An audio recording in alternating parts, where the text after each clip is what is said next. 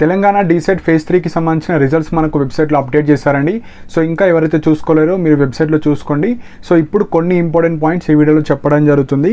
So మనకు official వెబ్సైట్లో TG డీసెట్లో so ఇక్కడ ఒక 6 ఆప్షన్స్ ఉంటాయి. ఎవరికైతే సీట్ అలాట్మెంట్ వచ్చిందో అండ్ ఎవరికైతే సీట్ అలాట్మెంట్ రాలేదో మీరు ఎలా చూసుకోవాలో ఇప్పుడు చెప్తాను.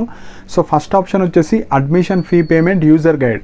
సో అది ఎవరికైతే సీట్ అలాట్మెంట్ వచ్చిందో మీరు ఫీ పేమెంట్ ఎలా చేసుకోవాలి, ఫీ పేమెంట్ తర్వాత మీకు అలాట్మెంట్ ఆర్డర్ ఏ విధంగా ఉంటుంది, అందులో ఇన్స్ట్రక్షన్స్ కావచ్చు అవన్నీ స్క్రీన్ షాట్ చేసి ఒక పీడిఎఫ్ రూపంలో పెట్టారు. సో ఎవరికైతే ఇబ్బంది ఉంటుందో లైక్ ఫీ పేమెంట్ ఏ విధంగా చేయాలి, ఫీ పేమెంట్ తర్వాత అలాట్మెంట్ ఆర్డర్ ఎట్లా వస్తుందో అది డౌన్లోడ్ చేసుకొని మీరు చూసుకోవచ్చు యూజర్ గైడ్. సో ఇప్పుడు అన్నిటికన్నా ఇంపార్టెంట్ పాయింట్ వచ్చేసి సెకండ్ పాయింట్ వచ్చేసి అలాటెడ్ కాలేజెస్. సో ఇక్కడ ఎవరైతే మీరు వెబ్ ఆప్షన్స్ పెట్టిన స్టూడెంట్స్ ఉంటారో మీకు సీట్ వచ్చిందా లేదా అనేది ఇందులోనే తెలుస్తుంది. సో మీరు ఇక్కడ అలాటెడ్ కాలేజ్ ఉంది కదా అది క్లిక్ చేయండి. సో అది క్లిక్ చేయగానే మీ యొక్క హాల్ టికెట్ నెంబర్ మీరు ఎంటర్ చేయండి. సో మీరు హాల్ టికెట్ నెంబర్ ఎంటర్ చేస్తే నాట్ అలాటెడ్ వస్తే మీకు ఈ ఫేజ్లో సీట్ రానట్టు. సో మీరు ఇక మొత్తానికే ఈ ఇయర్లో మీకు డిఎడ్ సీట్ కావచ్చు, టీటీసీ సీట్ కావచ్చు రాలేదండి. ఎందుకంటే మీకన్నా బెటర్ ర్యాంక్ స్టూడెంట్స్ ఉండడం వల్ల కావచ్చు, సో మీరు కొన్ని కాలేజ్ మాత్రం పెట్టడం వల్ల కావచ్చు, ఈ రీజన్స్ వల్ల మీకు సీట్ రాకపోవచ్చు. సో ఎవరికైతే సీట్ వచ్చిన వాళ్ళు ఉంటారో మీ హాల్ టికెట్ నెంబర్, మీకు ఏ కాలేజీలో సీట్ వచ్చింది, ఏ ఫేజ్లో వచ్చింది, డిఎడా లేదంటే డిఎల్ఈడియా లైక్ ఇంకొక కోర్స్ ఉంది డిపిఎస్సి, సో అలా పెట్టిన వాళ్ళు మీకు డీటెయిల్గా వస్తుంది. సో అది చూడండి. సో ఫ్రెష్గా సీట్ వచ్చిన వాళ్ళు. సో నెక్స్ట్ పాయింట్ వచ్చేసి ఇక్కడ థర్డ్ పాయింట్ వచ్చేసి college wise allotment report. So ఎవరికైతే సీట్ రాని వాళ్ళు ఉంటారో లైక్ ప్రతి డిస్టిక్లో ప్రతి డిఎడ్ కాలేజ్లో ప్రతి మీడియంలో మీరు లైక్ ఆ కాలేజీలో కట్ ఆఫ్స్ ఏ విధంగా ఉన్నాయి. సపోజ్ మీ క్యాస్ట్లో మీకు ఒక ర్యాంక్ ఉంది 3000 3500. సో ప్రతి కాలేజీలో సీట్ అలాట్మెంట్ ఏ విధంగా జరిగింది, సో వాళ్ళకు మనకు ఎంత డిఫరెన్స్ ఉంది ర్యాంక్. సో సీట్ రాని వాళ్ళు అలా చూసుకోవచ్చండి, చెక్ చేసుకోండి. సో మీకు ఎందుకు సీట్ రాలేదు, మీకన్నా బెటర్ ర్యాంక్ స్టూడెంట్స్ ఎక్కడెక్కడ ఉన్నారు. సో మీరు కొంతమంది కొన్ని వెబ్ ఆప్షన్స్ మాత్రమే పెట్టారు. సో అలా కొంతమంది మిస్టేక్స్ చేయడం వల్ల కొంతమందికి సీట్ రాదు. కొంతమంది అన్ని కాలేజ్ పెట్టినా మీకన్నా బెటర్ ర్యాంకర్స్ ఉంటే మీకు సీట్ అనేది ఇవ్వడం జరగదండి. సో ఇవి మెయిన్ పాయింట్స్. ఇప్పుడు ఎవరికైతే సీట్ వచ్చిందో ఇప్పుడు మీరు అడ్మిషన్ ఫీ పే చేయాలండి. సో ఫోర్త్ పాయింట్ వచ్చేసి అడ్మిషన్ ఫీ పేమెంట్. సో ఈ అడ్మిషన్ ఫీ పేమెంట్ చేసిన తర్వాతనే మీకు సీట్ అలాట్మెంట్ అనేది డౌన్లోడ్ అవుతుంది. సో అడ్మిషన్ ఫీ పేమెంట్ ఉంది కదా అది క్లిక్ చేయండి. అది క్లిక్ చేయగానే జస్ట్ మీ యొక్క హాల్ టికెట్ నెంబర్ ఎంటర్ చేయగానే మీ డీటెయిల్స్ అన్నీ ఆటోమేటిక్గా వస్తాయి. So me name, date of birth, me caste, so మీకు ఏమేమి వచ్చినాయి, సో మీకు ఇన్కమ్ ఉందా లేదా, సో మీకు టోటల్ అన్ని డీటెయిల్స్ డిస్ప్లే అవుతాయి. సో అప్పుడు మీరు ఫీ పేమెంట్ చేయాలి. సో ఫీ పేమెంట్ దగ్గర డెబిట్ కార్డ్ కావచ్చు, క్రెడిట్ కార్డ్ కావచ్చు, నెట్ బ్యాంకింగ్ కావచ్చు, ఏదో ఒకటి సెలెక్ట్ చేయండి. సో సెలెక్ట్ చేయగానే మీరు ఎంత అమౌంట్ పే చేయాలి. సో ఇన్కమ్ సర్టిఫికేట్ ఉన్న వాళ్ళకు ఒక విధంగా ఉంటుంది అండ్ ఇన్కమ్ సర్టిఫికేట్ లేని వాళ్ళకు ఒక విధంగా ఉంటుంది ఫీజు. సో అక్కడ ఎంత అయితే ఫీజు చూపిస్తుందో అంత మీరు పే చేయాలి. అంత పే చేస్తేనే మీకు సీట్ అనేది ఆన్లైన్లో సెల్ఫ్ రిపోర్టింగ్ అయినట్టు. అంటే ఆన్లైన్లో మనీ పే చేస్తాం కాబట్టి ఆ సీట్ అనేది బుక్ అవుతుంది. సో అలా మీరు అమౌంట్ పే చేయండి. సో అమౌంట్ పే చేసిన తర్వాత ఆ రిఫరెన్స్ పేమెంట్ ఐడి ఉంటుంది కదా అది స్క్రీన్ షాట్ తీసి పెట్టుకోండి. సో అలా మీరు అమౌంట్ పే చేయండి. సపోజ్ ఏమన్నా మనీ కట్టేటప్పుడు ఏమన్నా ఇబ్బంది అయ్యి ఆ అమౌంట్ డిడక్ట్ అయినా లేదంటే ట్రాన్సాక్షన్ ఫెయిల్ అయినా మీరు ఇక్కడ అడ్మిషన్ ఫీ పేమెంట్ స్టేటస్ ఉంది కదా 5th పాయింట్. సో అందులో కూడా మీరు చెక్ చేసుకోవచ్చు. సపోజ్ ఏమన్నా ట్రాన్సాక్షన్స్ ఫెయిల్ అయితే 1 డేలో మీకు రిటర్న్ వచ్చేస్తే మళ్ళీ మీరు పే చేసుకోవచ్చు. అవన్నీ మీకు 5th పాయింట్లో చెక్ చేసుకోవచ్చు. సో ఎవరైతే ఫీ పేమెంట్ చేశారో మీరు అడ్మిషన్ లెటర్ ఆర్ అలాట్మెంట్ ఆర్డర్ని డౌన్లోడ్ చేసుకోవాలి. సో ఈ 6th పాయింట్ ఉంది కదా డౌన్లోడ్ అలాట్మెంట్ లెటర్.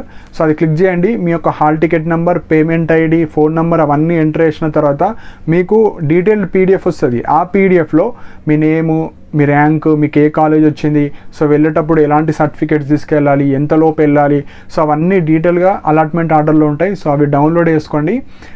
ఇది ఎవరికైతే సీట్ వచ్చిన వాళ్ళు.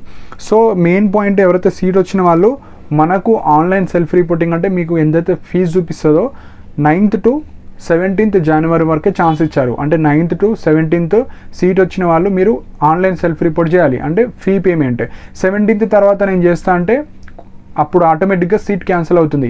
ఫస్ట్ మీరు ఆన్లైన్లో ఈరోజు కావచ్చు, రేపటి నుంచి ఎల్లుండి, సో ఈరోజు నైట్ మీరు చేసుకోవచ్చు. సీట్ వచ్చిన వాళ్ళు ఆన్లైన్లో మీరు మనీ పే చేస్తే మీ సీట్ అనేది హోల్డ్లో ఉంటుంది. అంటే ఆన్లైన్ సెల్ఫ్ రిపోర్ట్గా అయిపోతుంది. దానికి last date 17 last date.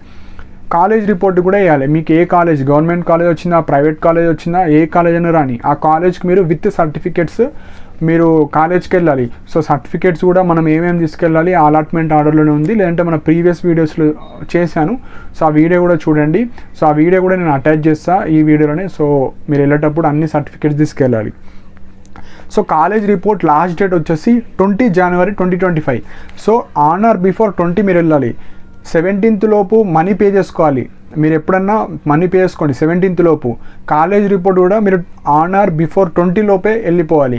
And ఇక్కడ మెయిన్ పాయింట్ మనకు హాలిడేస్ ఉన్నాయి కాబట్టి సంక్రాంతి హాలిడేస్ అప్పుడు మీరు కాలేజ్కి వెళ్ళకండి. ఎందుకంటే అక్కడ సార్స్ వాళ్ళు కాబట్టి ఆ కాలేజ్కి హాలిడే ఉంటుంది కాబట్టి వర్కింగ్ డేస్ ఏ రోజు అయితే ఉంటాయో ఆ రోజు వెళ్ళడానికి ట్రై చేయండి. సో పబ్లిక్ హాలిడేస్ రోజు వెళ్ళకండి. సో 17th లోపు మీరు ఆన్లైన్లో మనీ పే చేయాలి.